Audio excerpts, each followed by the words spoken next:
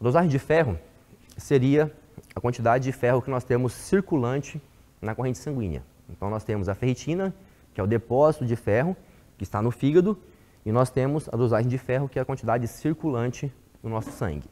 Tá bom? Então, o ferro, matéria-prima para a síntese de hemoglobina, ação antioxidante, entre outras funções. E o seu excesso pode levar à formação de espécies reativas de oxigênio, EROS, que são aí radicais livres que trazem, digamos que, alguns riscos para o nosso corpo. Bom, então, da mesma forma que a deficiência de ferro ela é problemática, o excesso de ferro também acaba sendo problemático. Na dieta habitual, nós temos ali uma ingestão aproximadamente de 10 a 20 miligramas por dia, onde apenas de 1 a 2 miligramas são absorvidos pelo duodeno, pelo intestino delgado. Tá? A forma férrica, que é o F3, ela deve ser reduzida em ferrosa, forma ferrosa, F2, para ser absorvida. Então, a forma ferrosa, que é o F2, que é mais absorvida, que é mais biodisponível, ela está presente nos alimentos de origem animal. Tá? Então, o nosso corpo ele sempre vai absorver melhor o ferro no formato F2, que é o ferro que nós encontramos nos alimentos de origem animal. Tá? Então, por mais que nós podemos pegar aqui alguns alimentos, então vamos colocar aqui ó, a carne bovina, né? Ela contém aproximadamente 3,2 miligramas de ferro a cada 100 gramas. Na lentilha, nós temos aproximadamente 8,6 miligramas por 100 gramas. Mas, na lentilha, esse ferro tem uma quantidade maior, mas ele vem no estado férrico, no estado F3. Então, nosso corpo não consegue absorver tudo isso. Tá? Por mais que você consuma bastante feijão, bastante lentilha, às vezes, se a pessoa ela for uma pessoa vegetariana ou vegana, pode ser que seja necessário uma suplementação de ferro para essa pessoa. Tá? Pode ser, tudo vai depender dos exames ali. Por isso que nós temos aqui, né, esse desenho, o ferro que ele é em F3, ele precisa ser convertido em F2 para que ele seja absorvido adequadamente pelo nosso corpo. Mulheres em idade fértil necessitam de mais ferro. Por quê? Porque as mulheres em idade fértil normalmente menstruam.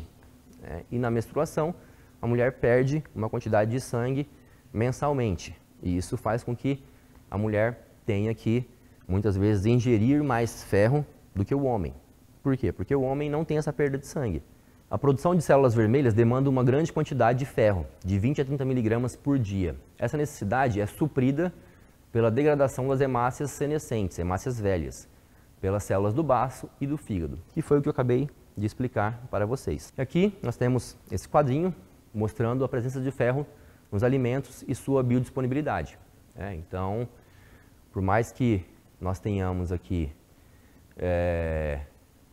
diversos alimentos, né? Então podemos ver que nos alimentos de carnes, a bovina é que contém mais ferro, sendo em comparação com as vísceras elas contêm mais ferro, mas também normalmente as vísceras são riquíssimas em colesterol e gordura saturada. E hoje o que nós temos, digamos que de maior consenso em relação ao desenvolvimento de doenças cardiovasculares é que a gordura saturada seria o maior responsável, né, pela formação ali das placas de ateroma,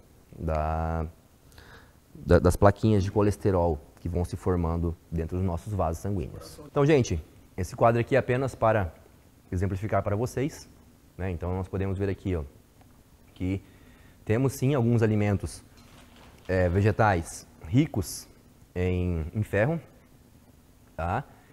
Mas pode ser que, às vezes, como eu falei, as pessoas que são veganas ou vegetarianas, elas necessitem de uma suplementação oral de ferro.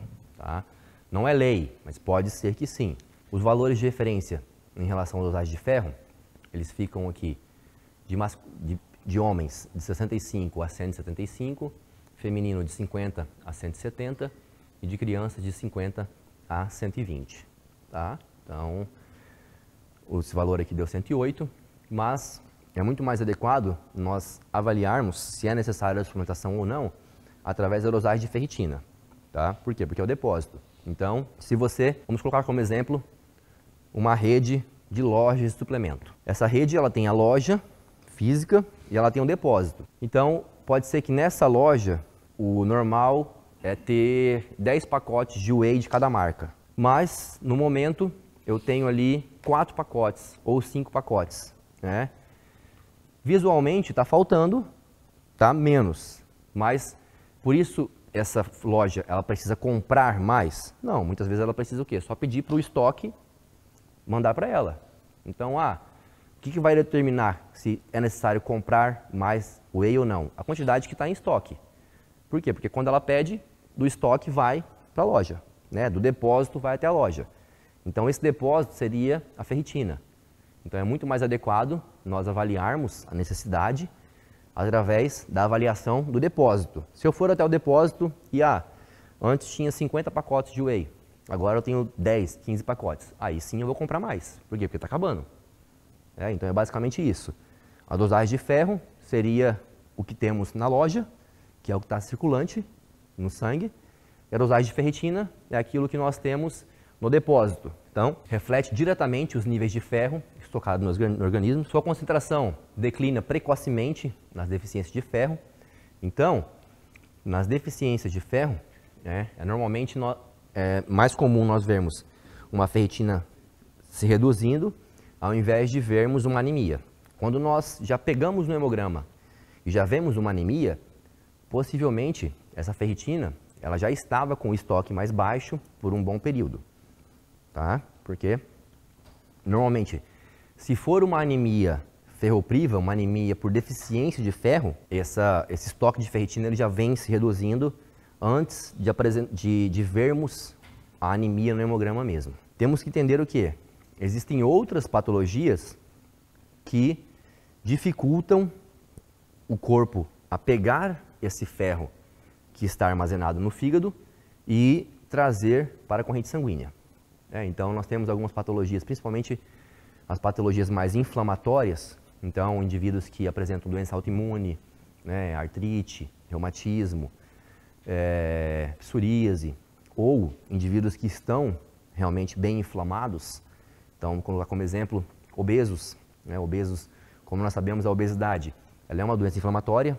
Então, não é a inflamação que leva à obesidade, e sim a obesidade que leva à inflamação.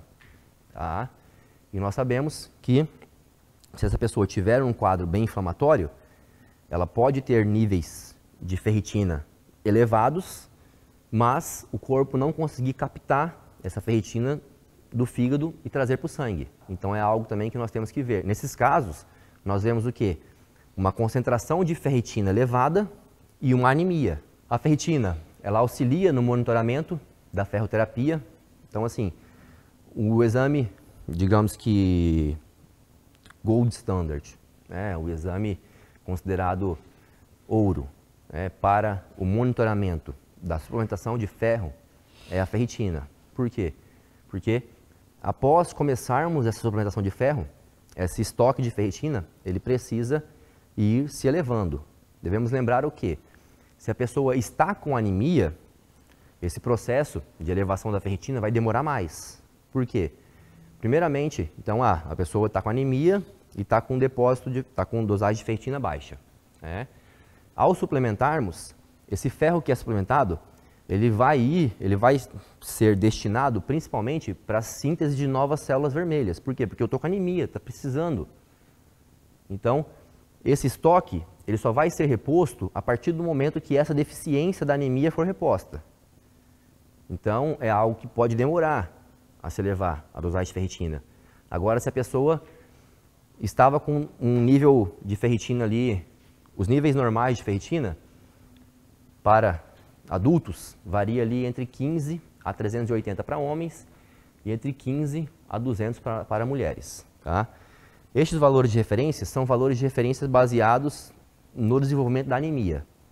Agora, nós temos alguns estudos e é algo que é muito difundido, principalmente dentro da classe médica dermatologista ou tricologista, que avaliam a saúde do cabelo, que valores de ferritina abaixo de 100 ou 80 já podem trazer comprometimento em relação à queda de cabelo, principalmente em mulheres. Excesso de ferro, doenças inflamatórias, obesidade, reumatismo, alcoolismo e hepatites podem elevar sua concentração. Tá? Em relação à suplementação de ferro, tratamento da anemia, então normalmente é recomendado de 3 a 5 miligramas de ferro elementar por quilograma por dia, até a normalização dos valores de hemoglobina e ou restauração dos estoques, que seria restauração da concentração da ferritina, tá bom? Em relação aos tipos de ferro, hoje o mais recomendado seria o ferro polimaltosado, que é o Norifer, Noripurum, Ultrafer, Ferrotrix, que seria esse daqui, composto de ferro polimaltosado. Por quê? É a forma de ferro que é mais biodisponível e que traz menos colaterais em relação ao uso, tá? Principalmente colaterais de desconforto gastrointestinal. Então, a suplementação de ferro, ela pode trazer uma lentificação da função intestinal, fazendo com que a pessoa tenha aí uma certa prisão de ventre, principalmente para mulheres, tá? E também em relação ao sabor do ferro que fica na boca, e também em relação ao desconforto gastrointestinal mesmo, tá? E de todas as formas de ferro que nós temos para a suplementação de ferro oral, o polimaltosado é o mais recomendável, tá bom? Lembrando que para alguns indivíduos será necessário a suplementação de ferro por via injetável, tá? Só que aí já é um pouco mais complicado em relação à quantidade que vai ser administrada, depende muito do peso corporal da pessoa, tá? Então é algo aí, digamos que necessita um pouco mais de estudo, um pouco mais de aprofundamento a respeito dessa suplementação, tá bom? Mas em relação à suplementação oral, o que nós temos é basicamente isso, aonde nós temos que nos basear pela miligramagem, tá? Devemos lembrar também o que a suplementação de ferro oral, ela pode elevar a epsidina, Então, assim, tem indivíduos que não respondem tão bem à suplementação oral. Por quê? Porque quando começam a fazer essa ingesta de quantidades mais elevadas de ferro, o corpo ele reduz essa absorção, reduz essa biodisponibilidade do ferro. Tá? Então é algo também que nós temos sempre que ir avaliando através da dosagem de ferritina. Então, faz a dosagem, se foi verificado que estava baixo, começa a suplementar. Se após ali 2, 3 meses, 4 meses, igual eu falei, se a pessoa estiver com anemia e essa anemia reduzir, quer dizer também que a suplementação ela vem surtindo efeito. Então, continua a suplementação até a anemia se restabelecer e os valores de ferritina se elevarem também, tá bom? Agora, se a pessoa começou a suplementar e o resultado, tanto da anemia não vem melhorando, como também a dosagem de ferritina não vem melhorando, aí muitas vezes é necessário avaliarmos um pouco melhor por que essa pessoa não está respondendo ao tratamento. Então aí já é necessário outras dosagens, como o índice de saturação do ferro, Então são necessários outros exames complementares para avaliarmos isso.